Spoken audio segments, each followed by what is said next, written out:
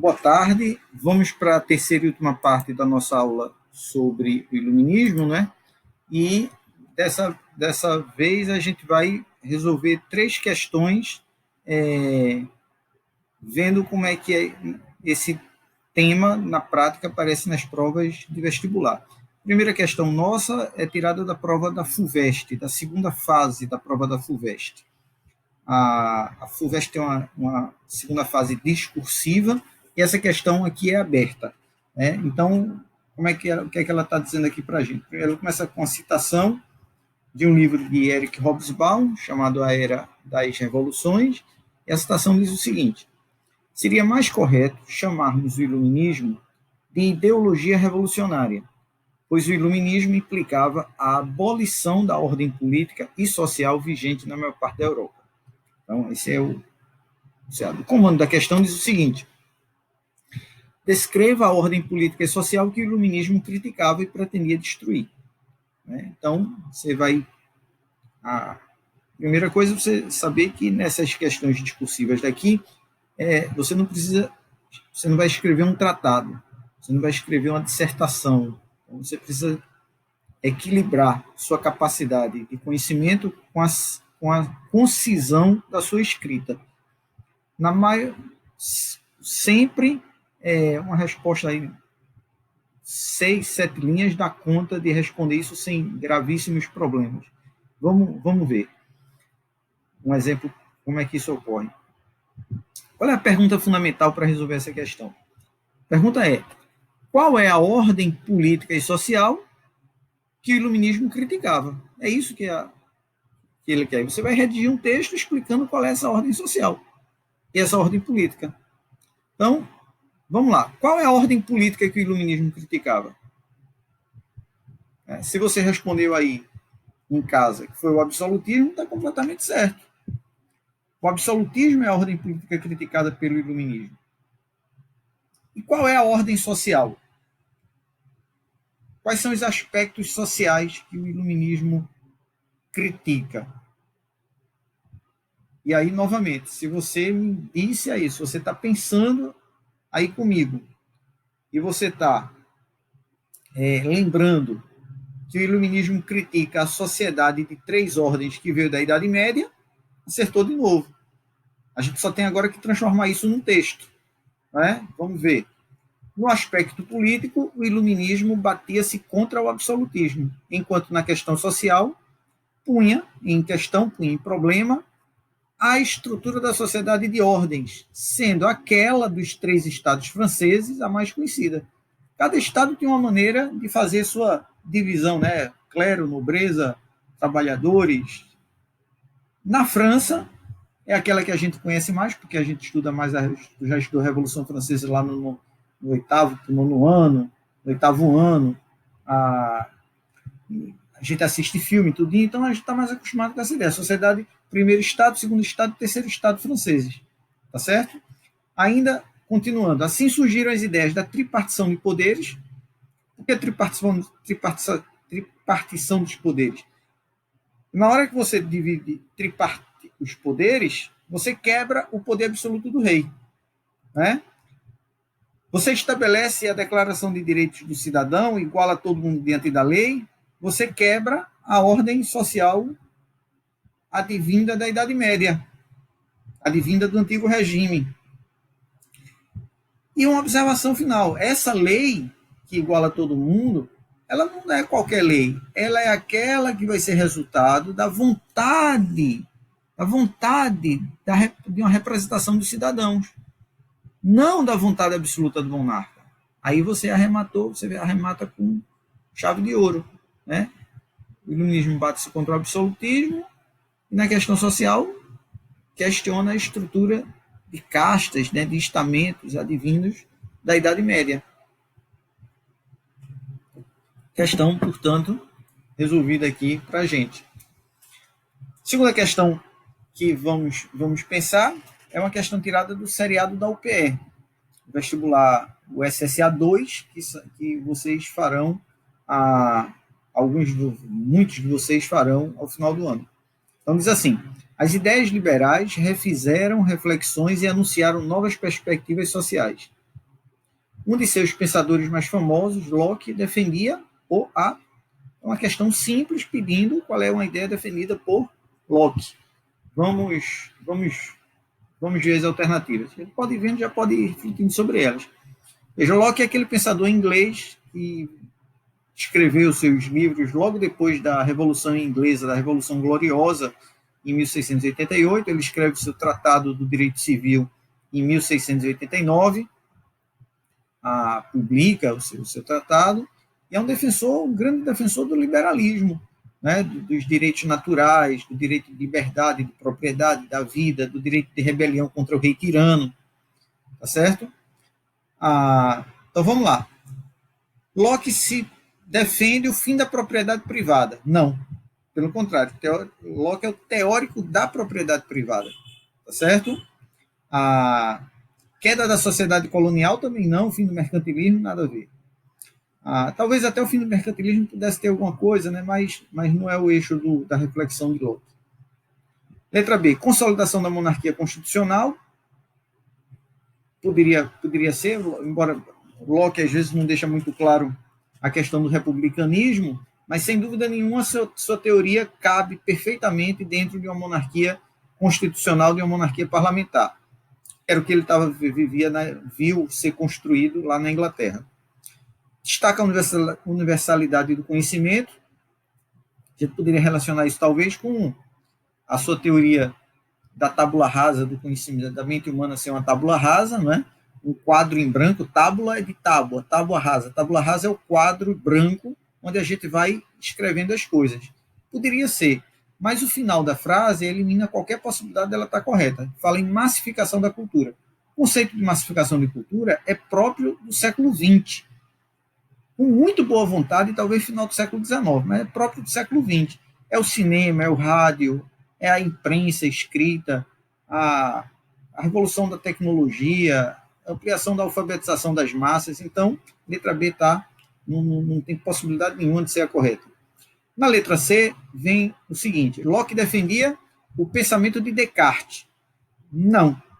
Descartes e Locke são dois opostos. Descartes é racionalismo, Locke é empirismo. Então, morreu a questão aí, tá certo? Sem contar que o resto da questão está mal escrita, porque coloca pensamento de Descartes e o fim do idealismo. Ora, se Descartes era o idealismo, enfim, a letra C não rola para a gente. Letra D, liberdade natural dos humanos, dos seres humanos, das pessoas, perfeito, né? Todo mundo nasce livre, para Locke, afirmando a necessidade da propriedade privada. Ele também tem uma sólida reflexão acerca da origem filosófica da propriedade privada e combate o absolutismo. Corretíssimo, perfeito, a letra D. Vamos só conferir a letra E. Crescimento do capitalismo, poderia ser, embora não haja um trato disso diretamente por Locke, mas a gente poderia dizer que o pensamento dele se situa no momento de crescimento do capitalismo, sem afetar a força política da nobreza e dos poderes dos monarcas absolutistas. Isso torna a alternativa equivocadíssima, porque o pensamento de Locke é justamente contra o absolutismo. Então, a nossa resposta é a letra D, de dado nessa alternativa. Tá certo? Então, parabéns a você que está acertando tudo, ok? Vamos para a nossa última questão de revisão. Essa questão foi tirada do Enem, prova de 2017, tá certo? Então vamos acompanhar aqui o enunciado dela. Fala-se muito nos dias de hoje em direitos do homem. Pois bem, foi no século XVIII, em 1789 precisamente, que uma Assembleia Constituinte produziu e proclamou em Paris a Declaração dos Direitos do Homem e do Cidadão.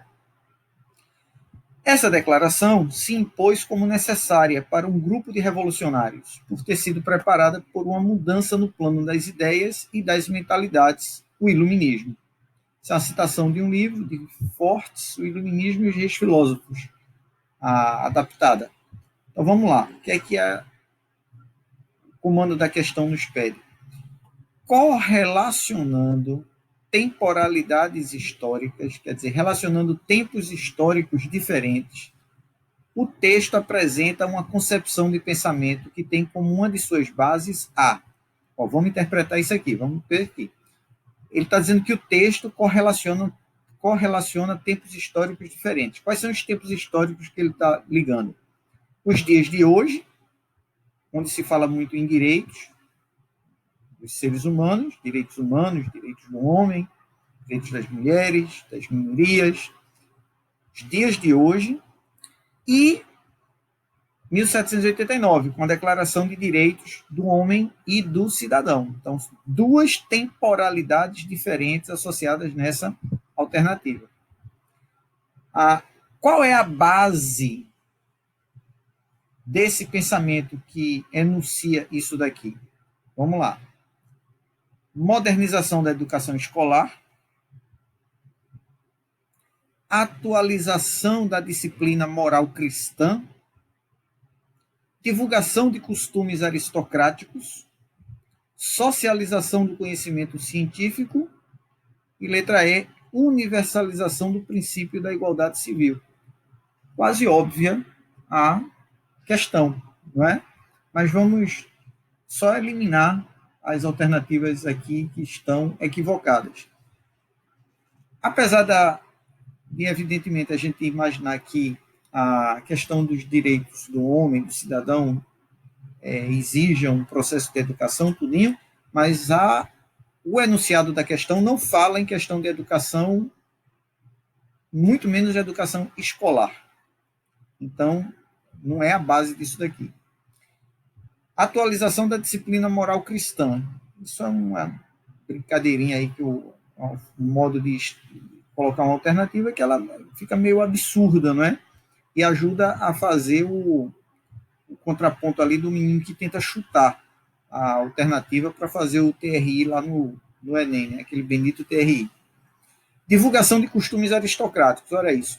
Ora, nada que a gente leu aqui está indicando para a gente a divulgação de costumes aristocráticos, nada. Socialização de conhecimento científico. Veja, isso aqui não é um texto que trata de socializar o conhecimento científico, um texto que trate de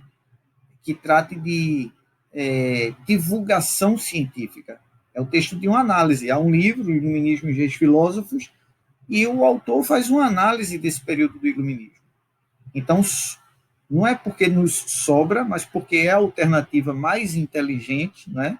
O enunciado mais inteligente. Esse texto trata, relacionando dois tempos históricos diferentes, da universalização do princípio da igualdade civil, que não é único e nem ocorreu de uma única vez. A gente pode indicar pelo menos 3, 4 grandes momentos onde a igualdade civil ela vai se expandindo nas sociedades. A gente tem o primeiro momento da própria Revolução Francesa, você tem essa Declaração dos Direitos do Homem e do Cidadão, mas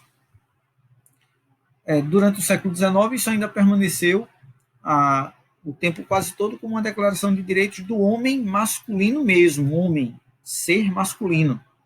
As mulheres estavam afastadas desse rol de direitos. Por exemplo, não votavam.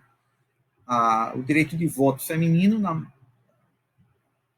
ganha o mundo a partir de 1918, logo após o final da Grande Guerra de 1914 a 18, né? Janeiro de 19 é o Tratado de Versalhes. Então, só a partir daí a mulher vai votar. No Brasil, a mulher votou em 32, conquistou o direito de voto em 32. Então, veja bem, no primeiro momento são os homens. No segundo momento, você tem a incorporação das mulheres. O próprio voto, para a própria cidadania no século XIX, era uma cidadania para os que tinham renda. Então, você começa a cidadania, amplia muito, tudo bem, todos os homens são cidadãos, mas os homens que têm renda. Aí depois você abole o voto censitário, você abarca todo o conjunto dos homens, tenham renda ou não, ótimo. Mas as mulheres ainda estão de fora, então você tem uma terceira onda de direitos, as mulheres são incorporadas. Você tem algumas regiões no mundo que têm problemas específicos com essa questão dos direitos como foi o caso dos Estados Unidos, ou o caso da África do Sul com o apartheid.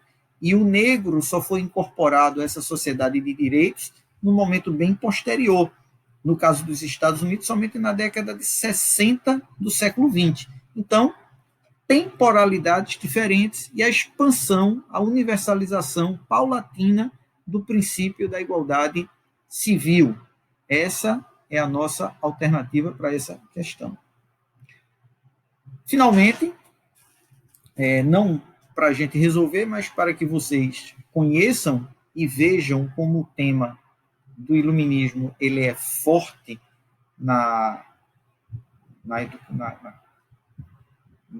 nos concursos vestibulares que nós faremos, vocês farão.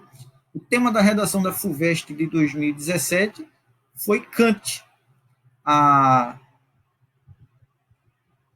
Aspas, o homem saiu da menoridade, foi o tema da redação.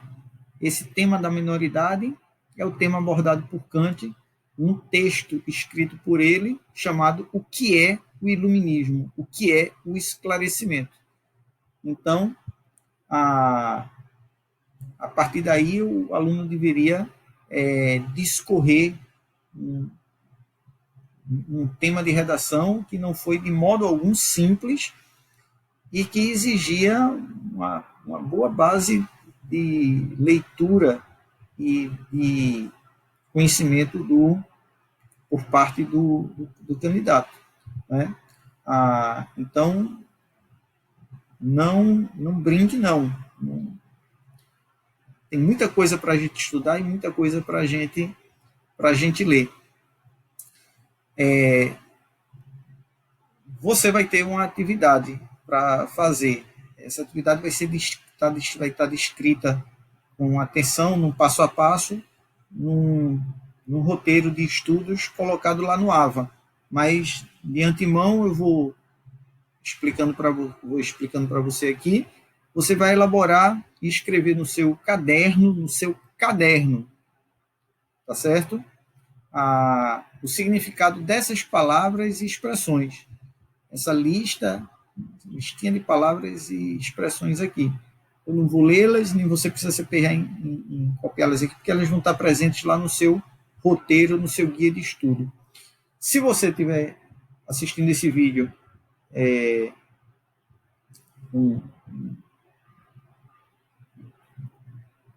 com curiosidade, alguma coisa, pense que essas são o eixo discursivo que a gente precisa se apropriar para a gente entender e poder falar sobre o iluminismo. Finalmente,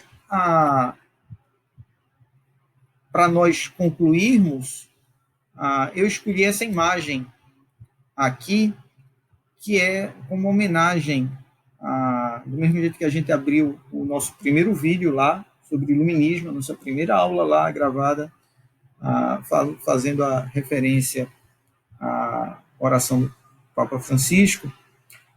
Essa última imagem daqui, a da Torre Eiffel, completamente iluminada, nos remete ao início da nossa aula. Paris, a Ville Lumière, a Cidade Luz. Mas, acima de tudo, aqui, você está notando aqui, tem uma frasezinha aqui escrita, merci. A Torre Eiffel ficou toda iluminada, agradecendo aos trabalhadores, a todos aqueles que estão empenhados 24 horas por dia no combate ao vírus, cuidando dos doentes, pesquisando, encontrando paliativos, tentando encontrar uma solução definitiva, pessoas em governos, níveis de administração, saúde, pessoal de saúde, enfermeiros, médicos, técnicos, cientistas, pesquisadores, gente que está criando coisa nova, gente que está... Todos eles são vocês amanhã. Todos vocês. Então, para todos aqueles que estão trabalhando, merci. Obrigado. Vocês estão fazendo coisas extraordinárias por nós que somos chamados a ficar em casa por alguns dias. Muito obrigado. E serão também a vocês, que dentro em muito em breve serão o alvo, receberão os, os votos de agradecimentos de outras pessoas a quem vocês farão grandes coisas, certamente, nos próximos anos, tá certo? Um abração para todo mundo e até a próxima semana com nosso próximo tema de aula, que será a Revolução Industrial. Um abração e até o nosso dia marcado para nossa conversa de tira dúvidas online. Valeu!